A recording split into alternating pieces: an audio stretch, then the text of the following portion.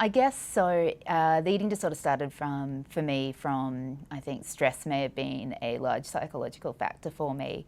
And the starvation that came through that and the effects on my body, I started to develop obsessive behaviours.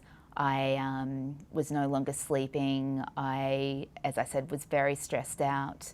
I developed anxiety, although I was not sure what that was at the time. I felt like that was a part of me.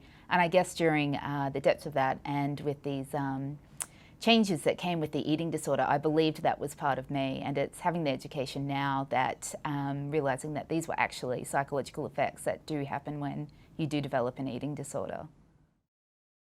So it was the bullying that did make me to not feel good about myself. I remember going to school one day, not even thinking about appearances in anyone or how that made you feel as a person, and then all of a sudden being bullied by people for the way that I looked, which essentially then took a spin to change my life completely. So things rapidly spiraled out of control. I guess my parents at the time thought that it would be helpful if we started to diet because they wanted me to fit in. They no longer wanted me to experience this bullying. So instead of going on something that was seen as a harmful diet, essentially turned into an eating disorder, which took over just took over at a young age and into my teens and 20s. I was very addicted to seeking help. This was also at a time of the eating disorder where things were starting to feel good for me. I was initially receiving what someone with an eating disorder would say the peak experience of this.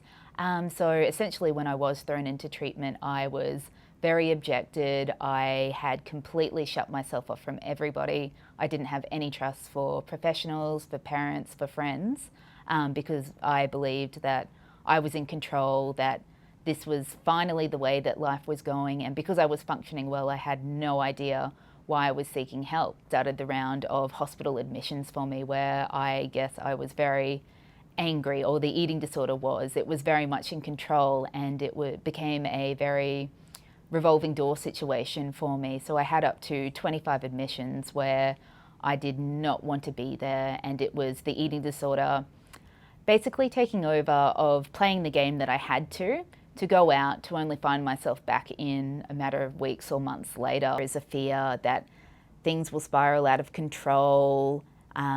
You'll arise in situations that you're not able to handle, and the eating disorder was always a safety net. If you stay in that, then everything is in order, everything's in its place. You don't feel happy, but at least you felt safe. These very uncomfortable baby steps, and it felt sometimes like one step forward, 7 times back, and just this whole squiggly, skewed mess of thinking, surely there has got to be something better on the other side of this. And started to gather these, I guess I like to call them aha moments, where it wasn't a day, it wasn't a week, but in a moment, something felt right and I wanted to keep continuing. So it was kind of putting your foot out there and taking a risk. You've got to get to a point to go, life cannot get worse than this. What if I actually try? We are all humans, we all have difficulties, and it's working through all of these together that is different from recovery, when you're still learning about yourself and you feel like you're the only one who's ever felt like this. So it's quite nice to be on the other side and reflect back and,